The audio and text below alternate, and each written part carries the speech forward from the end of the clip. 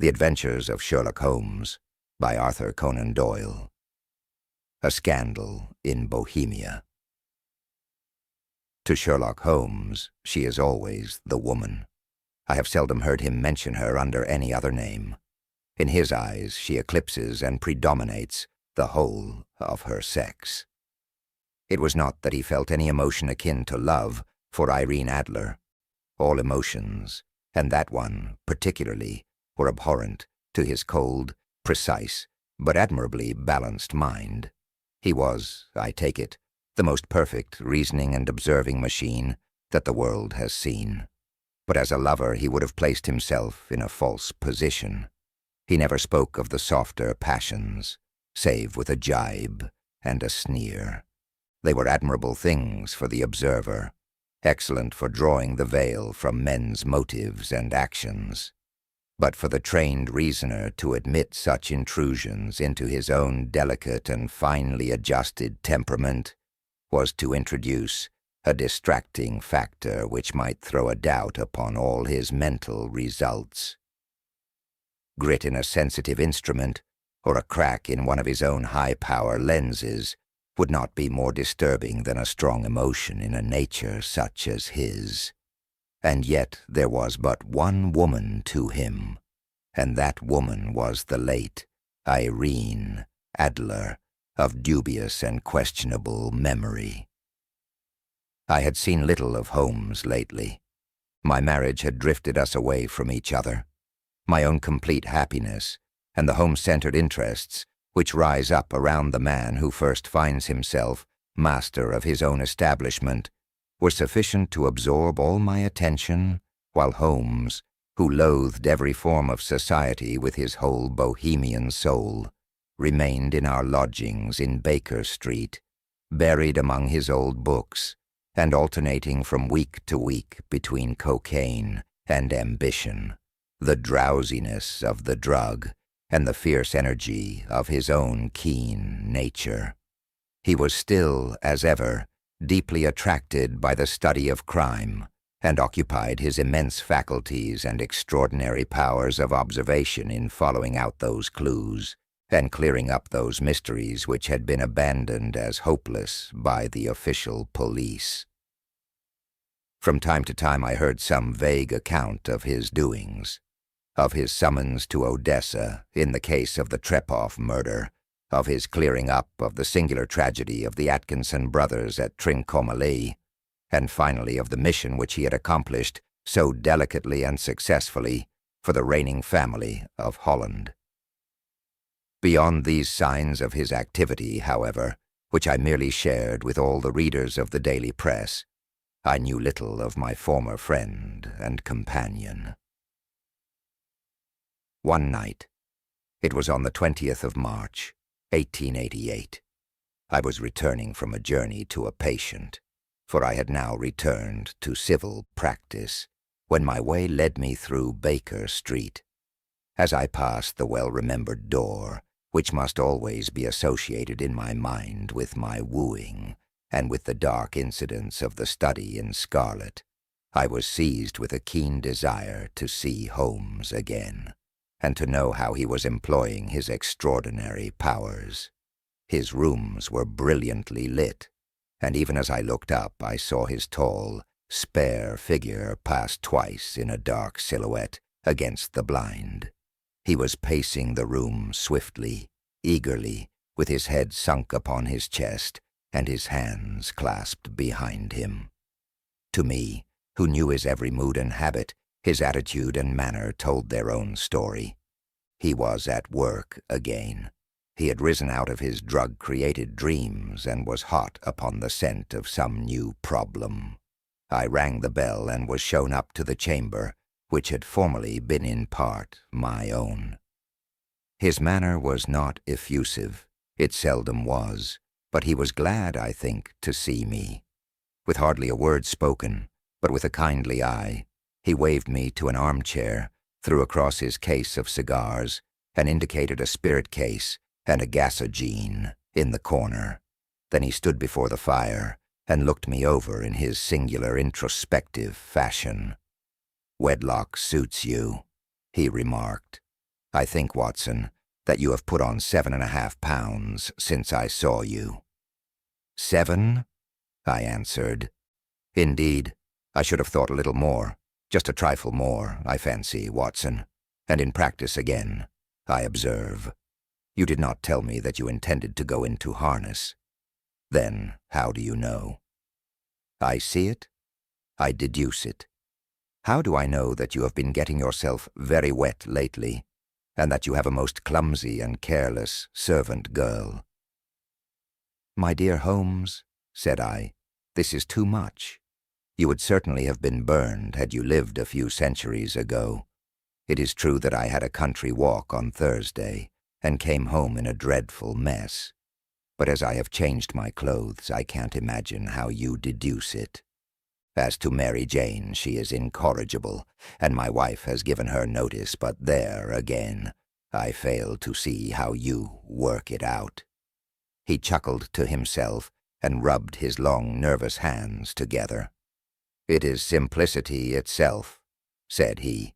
"My eyes tell me that on the inside of your left shoe, just where the firelight strikes it, the leather is scored by 6 almost parallel cuts.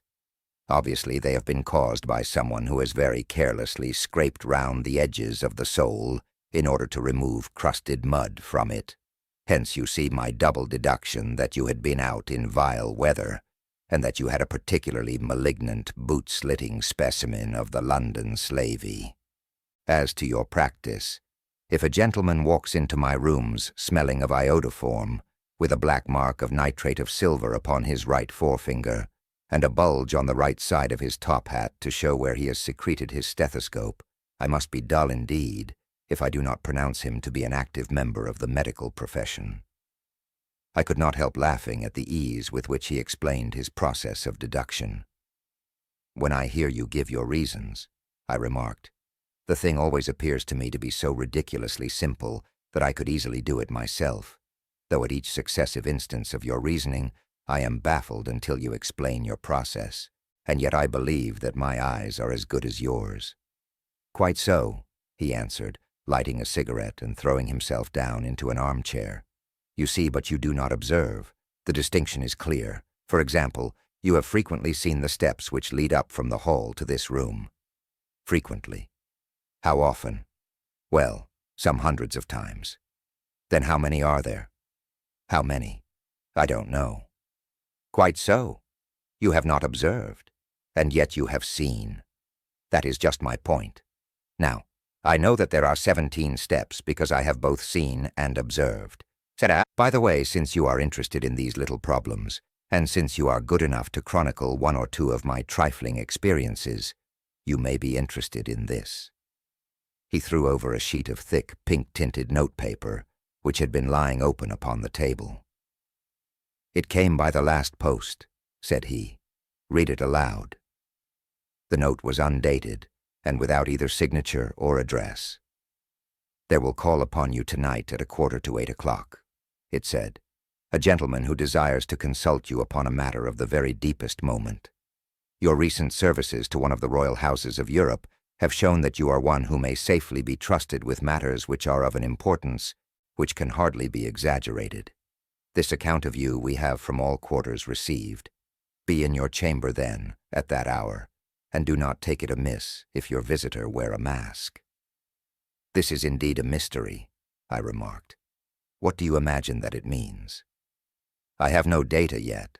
It is a capital mistake to theorize before one has data. Insensibly, one begins to twist facts to suit theories, instead of theories to suit facts. But the note itself, what do you deduce from it?" I carefully examined the writing, and the paper upon which it was written. "The man who wrote it was presumably well-to-do," I remarked, endeavoring to imitate my companion's processes. "Such paper could not be bought under half a crown a packet. It is peculiarly strong and stiff." "Peculiar. That is the very word," said Holmes. "It is not an English paper at all. Hold it up to the light."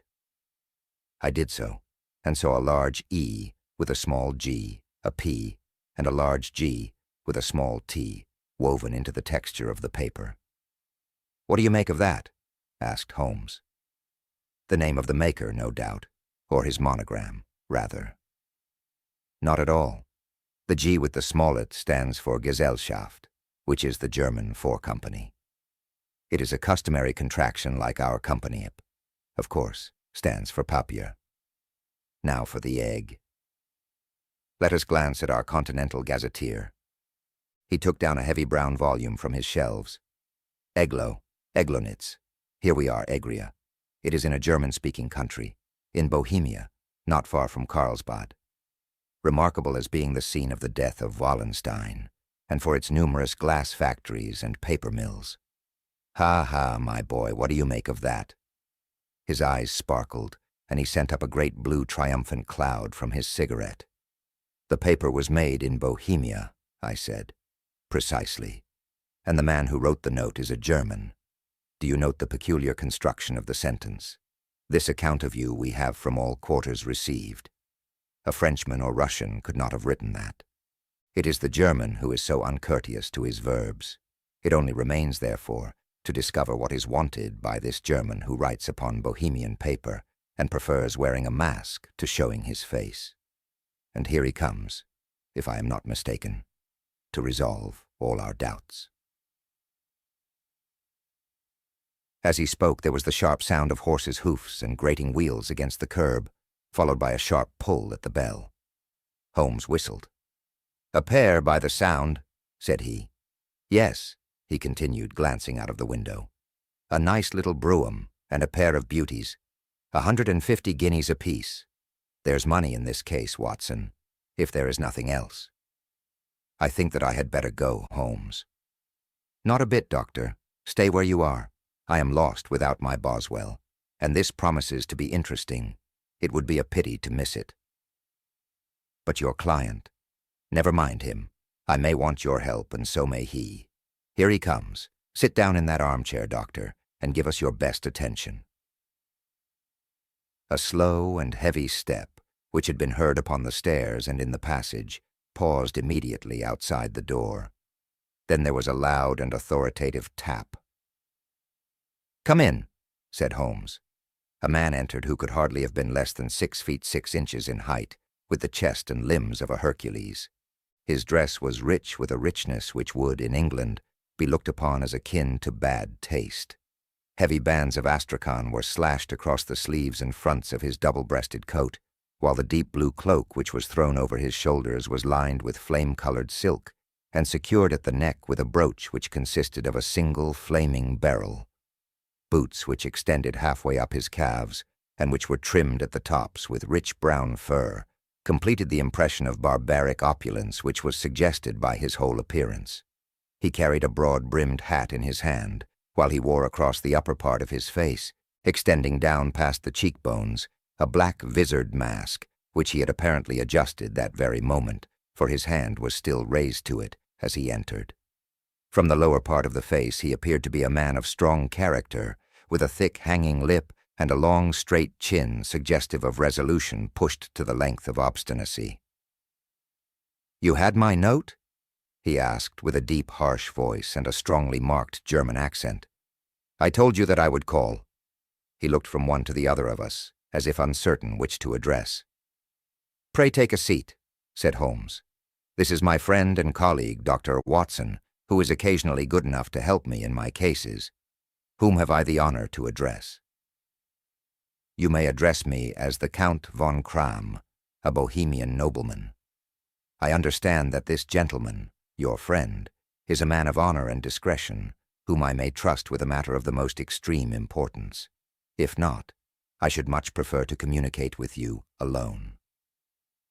I rose to go, but Holmes caught me by the wrist and pushed me back into my chair. "It is both, or none," said he. "You may say before this gentleman anything which you may say to me." The Count shrugged his broad shoulders. "Then I must begin," said he, "by binding you both to absolute secrecy for 2 years. At the end of that time the matter will be of no importance. At present it is not too much to say that it is of such weight it may have an influence upon European history." "I promise," said Holmes. "And I." "You will excuse this mask," continued our strange visitor. "The august person who employs me wishes his agent to be unknown to you, and I may confess at once that the title by which I have just called myself is not exactly my own." "I was aware of it," said Holmes dryly. "The circumstances are of great delicacy, and every precaution has to be taken to quench what might grow to be an immense scandal and seriously compromise one of the reigning families of Europe.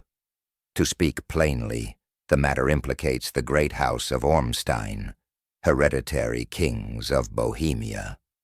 "I was also aware of that," murmured Holmes, settling himself down in his armchair and closing his eyes. Our visitor glanced with some apparent surprise at the languid, lounging figure of the man who had been, no doubt, depicted to him as the most incisive reasoner and most energetic agent in Europe. Holmes slowly reopened his eyes and looked impatiently at his gigantic client. "If your Majesty would condescend to state your case," he remarked, "I should be better able to advise you." The man sprang from his chair and paced up and down the room in uncontrollable agitation. Then, with a gesture of desperation, he tore the mask from his face and hurled it upon the ground. "You are right," he cried. "I am the king. Why should I attempt to conceal it?" "Why, indeed," murmured Holmes. "Your Majesty had not spoken before I was aware that I was addressing Wilhelm Gottsreich Sigismund von Ormstein, Grand Duke of Kassel-Felstein and hereditary king of Bohemia." "But you can understand," said our strange visitor, sitting down once more and passing his hand over his high white forehead. "You can understand that I am not accustomed to doing such business in my own person. Yet the matter was so delicate that I could not confide it to an agent without putting myself in his power. I have come incognito from Prague for the purpose of consulting you." "Then pray consult," said Holmes, shutting his eyes once more. "The facts are briefly these. Some 5 years ago, during a lengthy visit to Warsaw, I made the acquaintance of the well-known adventuress Irene Adler. The name is no doubt familiar to you." "Kindly look her up in my index, Doctor," murmured Holmes, without opening his eyes. For many years he had adopted a system of docketing all paragraphs concerning men and things, so that it was difficult to name a subject or a person on which he could not at once furnish information. In this case I found her biography sandwiched in between that of a Hebrew rabbi and that of a staff commander who had written a monograph upon the deep-sea fishes. "Let me see," said Holmes. Born in New Jersey in the year 1858. Contralto. La Scala. Prima donna Imperial Opera of Warsaw. Yes. Retired from operatic stage. Living in London. Quite so. Your Majesty, as I understand, became entangled with this young person, wrote her some compromising letters, and is now desirous of getting those letters back." "Precisely so. But how? Was there a secret marriage?" "None." "No legal papers or certificates?" "None." "Then I fail to follow your Majesty. If this young person should produce her letters for blackmailing or other purposes, how is she to prove their authenticity?" "There is the writing." "Pooh, forgery." "My private notepaper. Stolen. My own seal. Imitated. My photograph. Bought. We were both in the photograph. Oh dear, that is very bad. Your Majesty has indeed committed an indiscretion. I was mad, insane.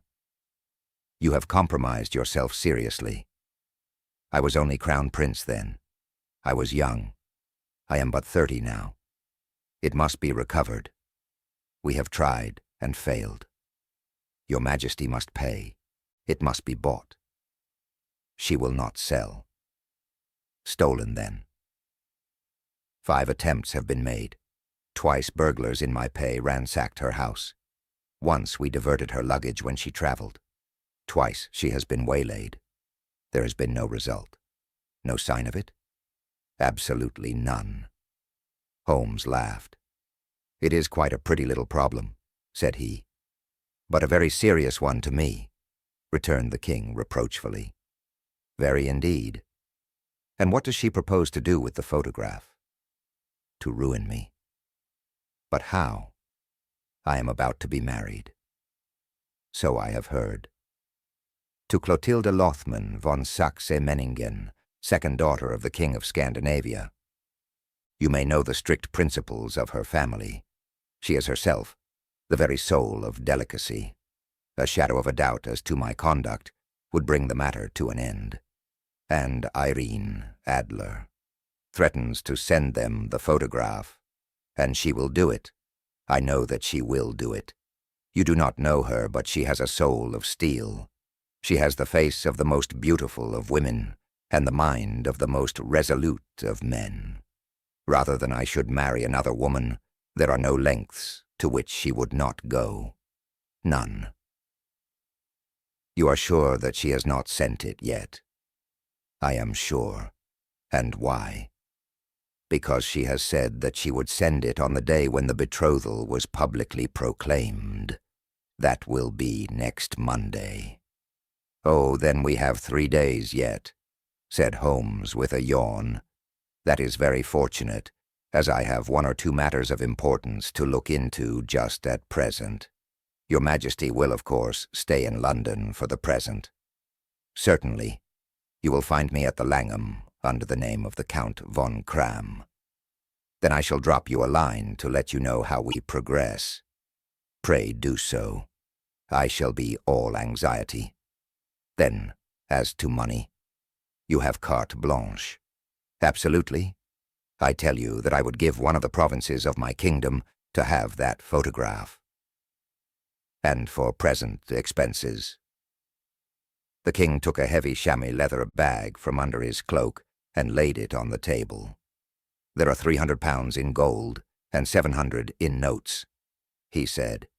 Holmes scribbled a receipt upon a sheet of his notebook and handed it to him. "And mademoiselle's address?" he asked.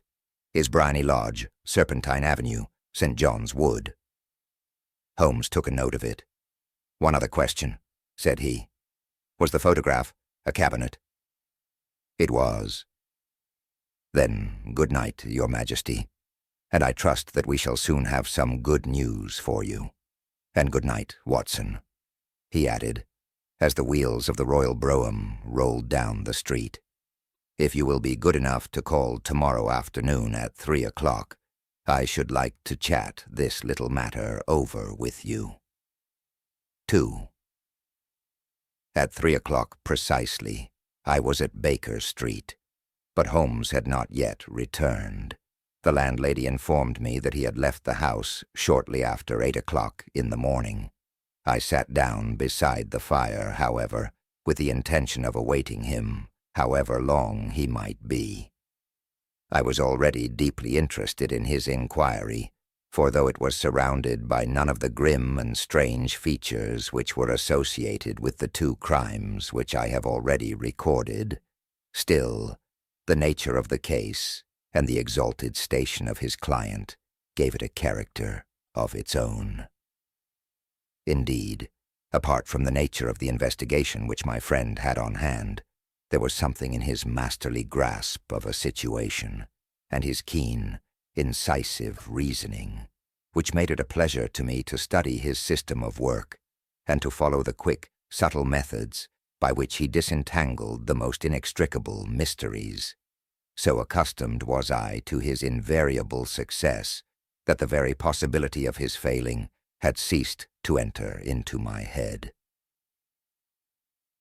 It was close upon 4 before the door opened, and a drunken-looking groom, ill-kempt and side-whiskered, with an inflamed face and disreputable clothes, walked into the room. Accustomed as I was to my friend's amazing powers in the use of disguises, I had to look 3 times before I was certain that it was indeed he. With a nod he vanished into the bedroom, whence he emerged in 5 minutes. tweed-suited and respectable, as of old. Putting his hands into his pockets, he stretched out his legs in front of the fire and laughed heartily for some minutes. "Well, really," he cried, and then he choked and laughed again until he was obliged to lie back, limp and helpless, in the chair. "What is it?" "It's quite too funny. I am sure you could never guess how I employed my morning, or what I ended by doing. I can't imagine. I suppose that you have been watching the habits, and perhaps the house, of Miss Irene Adler." "Quite so. But the sequel was rather unusual. I will tell you, however. I left the house a little after 8 o'clock this morning, in the character of a groom out of work. There is a wonderful sympathy and freemasonry among horsey men. Be one of them, and you will know all that there is to know. I soon found Briony Lodge. It is a bijou villa, with a garden at the back, but built out in front, right up to the road, 2 stories. Chubb lock to the door, large sitting room on the right side, well furnished, with long windows almost to the floor, and those preposterous English window fasteners which a child could open. Behind there was nothing remarkable, save that the passage window could be reached from the top of the coach house. I walked round it and examined it closely from every point of view, but without noting anything else of interest. I then lounged down the street, and found, as I expected, that there was a mews in a lane which runs down by one wall of the garden. I lent the ostlers a hand in rubbing down their horses, and received in exchange 2d, a glass of half and half, 2 fills of shag tobacco, and as much information as I could desire about Miss Adler, to say nothing of half a dozen other people in the neighborhood in whom I was not in the least interested, but whose biographies I was compelled to listen to. "And what of Irene Adler?"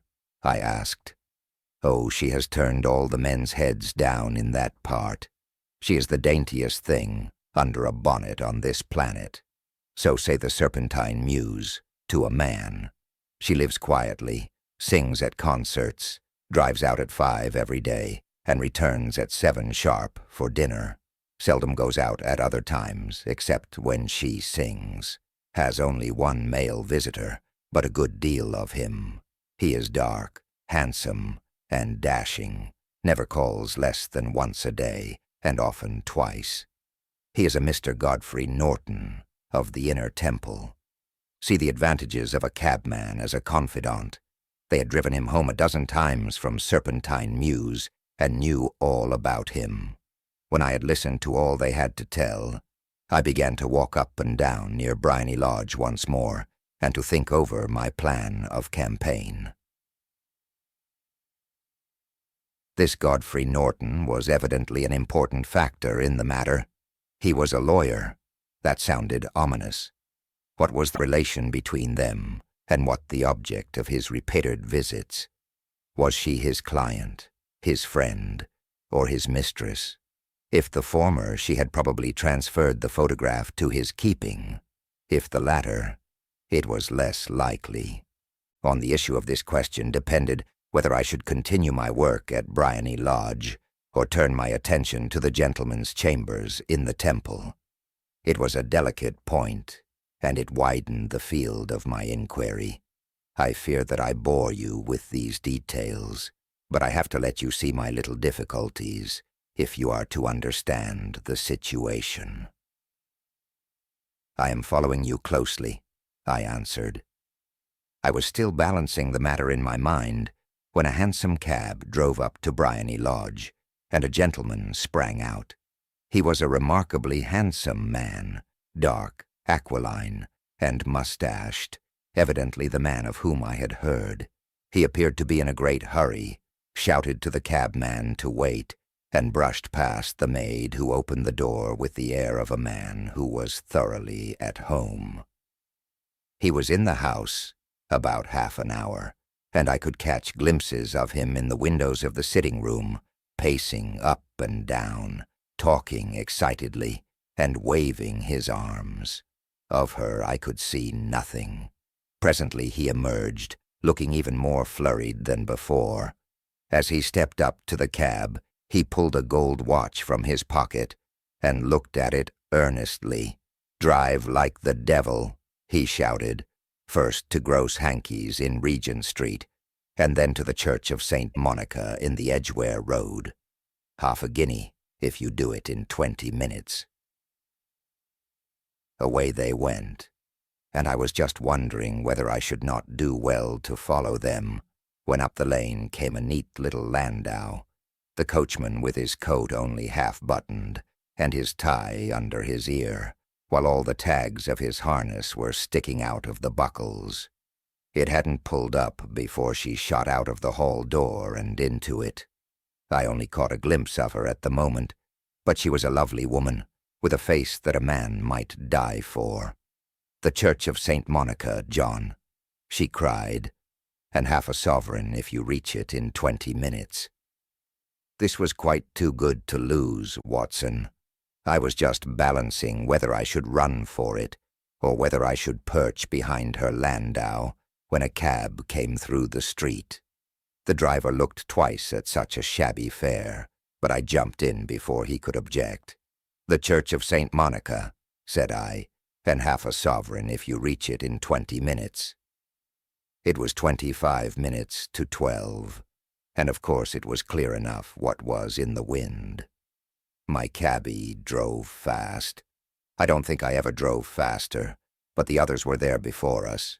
The cab and the landau with their steaming horses were in front of the door when I arrived. I paid the man and hurried into the church. There was not a soul there save the two whom I had followed, and a surpliced clergyman, who seemed to be expostulating with them. They were all three standing in a knot in front of the altar. I lounged up the side aisle, like any other idler who has dropped into a church. Suddenly, to my surprise, the three at the altar faced round to me, and Godfrey Norton came running as hard as he could towards me. "Thank God," he cried. "You'll do. Come, come." "What then?" I asked.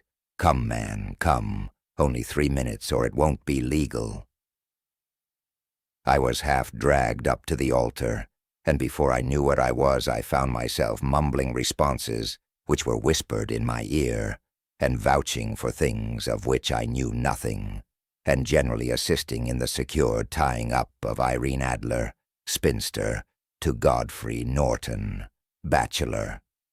It was all done in an instant, and there was the gentleman thanking me on the one side and the lady on the other, while the clergyman beamed on me in front. It was the most preposterous position in which I ever found myself in my life, and it was the thought of it that started me laughing just now. It seems that there had been some informality about their license, that the clergyman absolutely refused to marry them without a witness of some sort, and that my lucky appearance saved the bridegroom from having to sally out into the streets in search of a best man. The bride gave me a sovereign, and I mean to wear it on my watch chain in memory of the occasion. "This is a very unexpected turn of affairs," said I. "And what then?" Well, I found my plans very seriously menaced. It looked as if the pair might take an immediate departure, and so necessitate very prompt and energetic measures on my part. At the church door, however, they separated, he driving back to the temple, and she to her own house. "I shall drive out in the park at 5, as usual," she said as she left him. I heard no more. They drove away in different directions, and I went off to make my own arrangements, which are some cold beef and a glass of beer, he answered, ringing the bell. "I have been too busy to think of food, and I am likely to be busier still this evening.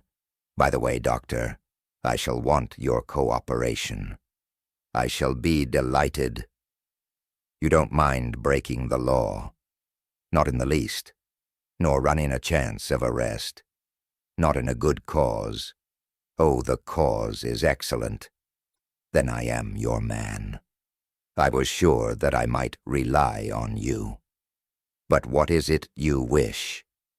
When Mrs. Turner has brought in the tray, I will make it clear to you. Now, he said, as he turned hungrily on the simple fare that our landlady had provided, I must discuss it while I eat, for I have not much time. It is nearly 5 now. In 2 hours we must be on the scene of action. Miss Irene, or Madam, rather, returns from her drive at 7. We must be at Bryony Lodge to meet her. And what then? You must leave that to me. I have already arranged what is to occur. There is only one point on which I must insist. You must not interfere, come what may. You understand? I am to be neutral, to do nothing whatever. There will probably be some small unpleasantness. Do not join in it. It will end in my being conveyed into the house. 4 or 5 minutes afterwards, the sitting-room window will open. You are to station yourself close to that open window. Yes. You are to watch me, for I will be visible to you. Yes. And when I raise my hand, so, you will throw into the room what I give you to throw, and will, at the same time, raise the cry of fire. You quite follow me. Entirely. It is nothing very formidable, he said, taking a long cigar-shaped roll from his pocket. It is an ordinary plumber's smoke rocket, fitted with a cap at either end to make it self-lighting. Your task is confined to that. When you raise your cry of fire, it will be taken up by quite a number of people. You may then walk to the end of the street, and I will rejoin you in 10 minutes.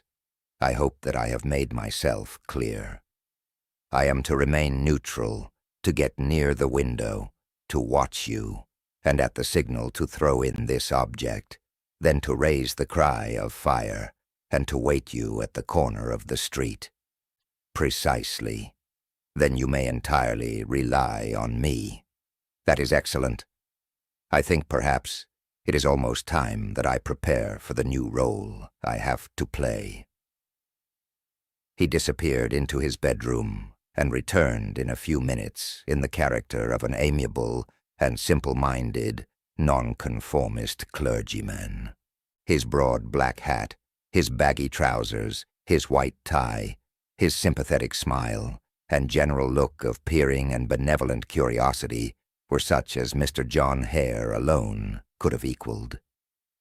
It was not merely that Holmes changed his costume. His expression, his manner, his very soul seemed to vary with every fresh part that he assumed. The stage lost a fine actor, even as science lost an acute reasoner when he became a specialist in crime. It was 6:15 when we left Baker Street, and it still wanted 10 minutes to the hour when we found ourselves in Serpentine Avenue. It was already dusk, and the lamps were just being lighted as we paced up and down in front of Bryony Lodge, waiting for the coming of its occupant. The house was just such as I had pictured it from Sherlock Holmes' succinct description, but the locality appeared to be less private than I expected. On the contrary, for a small street in a quiet neighborhood, it was remarkably animated. There was a group of shabbily dressed men, smoking and laughing in a corner, a scissors grinder with his wheel, 2 guardsmen who were flirting with a nurse girl, and several well-dressed young men who were lounging up and down with cigars in their mouths. "You see," remarked Holmes, as we paced to and fro in front of the house, "this marriage rather simplifies matters. The photograph becomes a double-edged weapon now. The chances are that she would be as averse to its being seen by Mr. Godfrey Norton as our client is to its coming to the eyes of his princess. Now the question is, where are we to find the photograph? Where, indeed? It is most unlikely that she carries it about with her. It is cabinet size, too large for easy concealment about a woman's dress. She knows that the king is capable of having her waylaid and searched. 2 attempts of the sort have already been made. We may take it, then, that she does not carry it about with her. Where, then? Her banker or her lawyer? There is that double possibility. But I am inclined to think neither. Women are naturally secretive, and they like to do their own secreting. Why should she hand it over to anyone else? She could trust her own guardianship, but she could not tell what indirect or political influence might be brought to bear upon a businessman. Besides, remember that she had resolved to use it within a few days. It must be where she can lay her hands upon it. It must be in her own house. But it has twice been burgled. Pshaw, they did not know how to look. But how will you look? I will not look. What then? I will get her to show me. But she will refuse. She will not be able to, but I hear the rumble of wheels. It is her carriage. Now carry out my orders to the letter.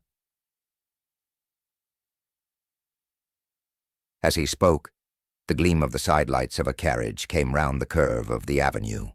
It was a smart little landau, which rattled up to the door of Briony Lodge. As it pulled up, one of the loafing men at the corner dashed forward to open the door in the hope of earning a copper, but was elbowed away by another loafer who had rushed up with the same intention. A fierce quarrel broke out, which was increased by the 2 guardsmen, who took sides with one of the loungers, and by the scissors grinder, who was equally hot upon the other side. A blow was struck, and in an instant the lady, who had stepped from her carriage, was the center of a little knot of flushed and struggling men, who struck savagely at each other with their fists and sticks. Holmes dashed into the crowd to protect the lady, but just as he reached her he gave a cry and dropped to the ground, with the blood running freely down his face. At his fall the guardsmen took to their heels in one direction and the loungers in the other, while a number of better-dressed people, who had watched the scuffle without taking part in it, crowded in to help the lady and to attend to the injured man. Irene Adler, as I will still call her, had hurried up the steps, but she stood at the top with her superb figure outlined against the lights of the hall, looking back into the street. "Is the poor gentleman much hurt?" she asked. "He is dead," cried several voices. "No, no, there's life in him," shouted another. "But he'll be gone before you can get him to hospital." "He's a brave fellow," said a woman. "They would have had the lady's purse and watch if it hadn't been for him. They were a gang, and a rough one, too. Ah, he's breathing now. He can't lie in the street. May we bring him in, marm?" "Surely. Bring him into the sitting room. There is a comfortable sofa. This way, please." Slowly and solemnly, he was borne into Briony Lodge and laid out in the principal room, while I still observed the proceedings from my post by the window. The lamps had been lit, but the blinds had not been drawn, so that I could see Holmes as he lay upon the couch. I do not know whether he was seized with compunction at that moment for the part he was playing, but I know that I never felt more heartily ashamed of myself in my life than when I saw the beautiful creature against whom I was conspiring, or the grace and kindliness with which she waited upon the injured man. And yet it would be the blackest treachery to Holmes to draw back now from the part which he had entrusted to me. I hardened my heart and took the smoke rocket from under my ulster. After all, I thought, we are not injuring her. We are but preventing her from injuring another. Holmes had sat up upon the couch, and I saw him motion like a man who is in need of air. A maid rushed across and threw open the window. At the same instant I saw him raise his hand, and at the signal I tossed my rocket into the room with a cry of, "Fire!" The word was no sooner out of my mouth than the whole crowd of spectators, well-dressed and ill, gentlemen, ostlers, and servant maids, joined in a general shriek of "Fire!" Thick clouds of smoke curled through the room and out at the open window. I caught a glimpse of rushing figures, and a moment later the voice of Holmes from within, assuring them that it was a false alarm. Slipping through the shouting crowd, I made my way to the corner of the street, and in 10 minutes was rejoiced to find my friend's arm in mine, and to get away from the scene of uproar. He walked swiftly and in silence for some few minutes, until we had turned down one of the quiet streets which lead towards the Edgware Road. "You did it very nicely, Doctor," he remarked. "Nothing could have been better. It is all right. You have the photograph. I know where it is." "And how did you find out?" "She showed me, as I told you she would. I am still in the dark." "I do not wish to make a mystery," said he, laughing. "The matter was perfectly simple. You, of course, saw that everyone in the street was an accomplice. They were all engaged for the evening." "I guessed as much." Then, when the row broke out, I had a little moist red paint in the palm of my hand. I rushed forward, fell down, clapped my hand to my face, and became a piteous spectacle. It is an old trick. That also I could fathom. Then they carried me in. She was bound to have me in. What else could she do? And into her sitting room, which was the very room which I suspected. It lay between that and her bedroom, and I was determined to see which. They laid me on a couch. I motioned for air. They were compelled to open the window, and you had your chance. How did that help you? It was all important.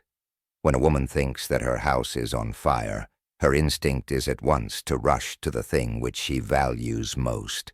It is a perfectly overpowering impulse, and I have more than once taken advantage of it. In the case of the Darlington substitution scandal, it was of use to me, and also in the Arnsworth Castle business. A married woman grabs at her baby. An unmarried one reaches for her jewel box. Now it was clear to me that Our Lady of today had nothing in the house more precious to her than what we are in quest of. She would rush to secure it. The alarm of fire was admirably done.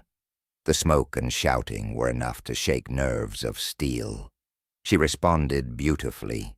The photograph is in a recess behind a sliding panel just above the right bell pull. She was there in an instant, and I caught a glimpse of it as she half drew it out. When I cried out that it was a false alarm, she replaced it, glanced at the rocket, rushed from the room, and I have not seen her since. I rose, and making my excuses, escaped from the house. I hesitated whether to attempt to secure the photograph at once, but the coachman had come in, and as he was watching me narrowly, it seemed safer to wait. A little over-precipitance may ruin all. "And now?" I asked. "Our quest is practically finished.